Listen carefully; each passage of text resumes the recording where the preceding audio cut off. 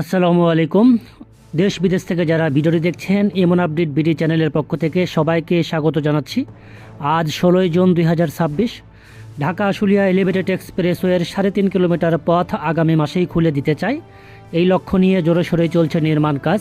আজকের ভিডিওটি খুবই ছোট্ট পরিসরে 5.5 মিনিটের মধ্যে শেষ করব, অর্থাৎ আশুলিয়া বাজার থেকে আশুলিয়া ধৌর বেরিবাদ অংশ পর্যন্ত। আমরা দেখতে পাচ্ছি আশুলিয়া বাজার অংশের দুই পাশে যে ওঠানামার র্যাম্প সেগুলো কার্পেটিং প্রস্তুত, আর মাঝখানে দেখতে পাচ্ছি এটি হলো ঢাকা আশুলিয়া এলিভেটেড এক্সপ্রেসওয়ের মূল এক্সপ্রেসওয়ে, অর্থাৎ এটি হলো মূল, অর্থাৎ মাঝখান দিয়ে হবে এটি। আর দুই পাশে দেখতে পাচ্ছি দুটি করে 4টি লেন, এটি হলো সার্ভিস লেনের মধ্যে চলে যাবে।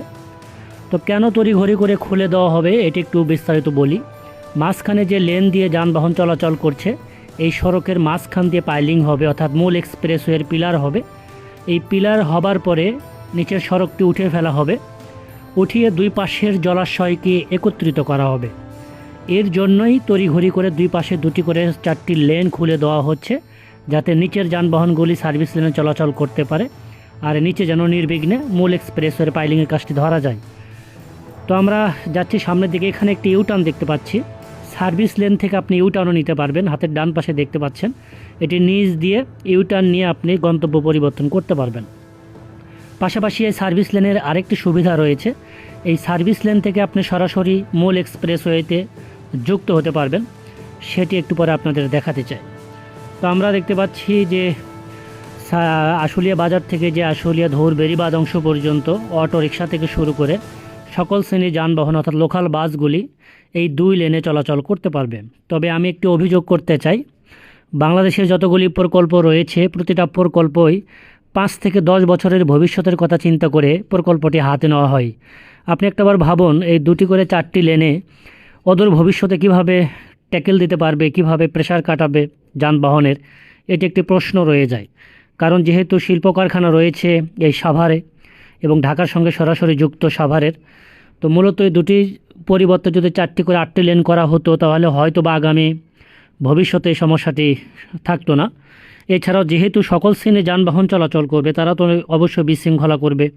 আর বর্ষাকালে কিন্তু এখানে নদীর রূপ ধারণ করে, অনেকেই দাঁড়িয়ে দৃশ্য উপভোগ করবে, ছবি তুলবে, এখানে কিন্তু একটা বিশৃঙ্খলা তৈরি হতে পারে। আর টোল প্লাজার কথা বলেছিলাম, এখানে টোল প্লাজা হবে, আর সার্ভিস লেন থেকে এসে সরাসরি আপনি এখানে টোল পরিশোধ করে যুক্ত হতে পারবেন। এই জন্য কিন্তু টোল প্লাজার কাজও কিন্তু জোরে সোরে চলছে। এখানে দেখুন কতটা চওড়া, অনেকটাই চওড়া কিন্তু করা হয়েছে, এখানে টোল প্লাজা হবে। তো আমরা সামনে অংশ পর্যন্ত দেখব, অর্থাৎ ওঠানামা র্যাম্প থেকে শুরু করে এই পাশে র্যাম্প থেকে অপর পাশে র্যাম্প, সব মিলিয়ে দূরত্ব 3.5 কিলোমিটার আশুলিয়া বাজার থেকে আশুলিয়া ধৌর বেরিবাদ অংশ পর্যন্ত। তো এখানে একটু উচ্চতায় নিলাম, কারণ এখানে হাই ভোল্টেজের বৈদ্যুতিক তার রয়েছে, আর এই বৈদ্যুতিক তার কিন্তু দীর্ঘদিন কাজের জটিলতা তৈরি করেছিল এই অংশে। পরবর্তীতে পিলার একটু লম্বা করে একটু উঁচু করে তারটি নেওয়া হয়েছিল, তারপরে কিন্তু কাজটি ধরা হয়েছে এই অংশে।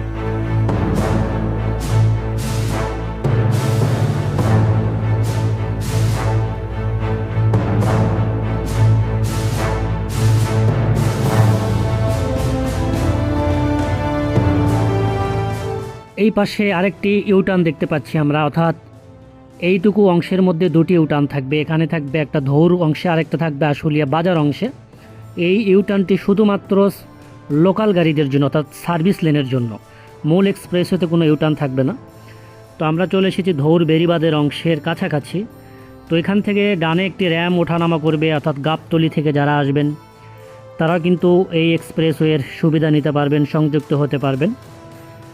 খুব দ্রুত চলছে। 2022 সালের 12 নভেম্বর নির্মাণ কাজ শুরু হয়েছিল এই 24 কিলোমিটার এক্সপ্রেসওয়ের। 2026 সালের অর্থাৎ চলতি বছরের ডিসেম্বরে কিন্তু এটির মেয়াদ শেষ হবার কথা রয়েছে। তবে বোঝা যাচ্ছে মেয়াদ কিছুটা হলেও বাড়বে, কারণ এই 6 মাসের মধ্যে সম্ভব হবে না বাকি অংশটুকুর কাজ সম্পূর্ণ করা।